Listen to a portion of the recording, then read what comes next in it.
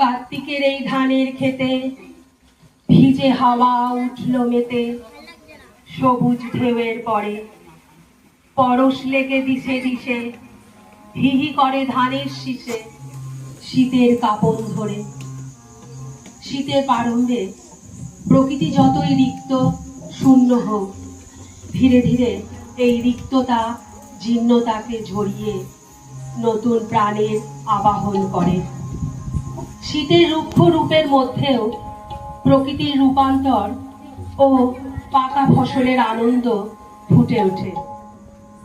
রবীন্দ্র সাহিত্যে জীবনের বিচিত্র অনুষঙ্গে ভিন্ন ভিন্ন ব্যঞ্জনায় তা ভাস্বর হয়ে উঠেছে।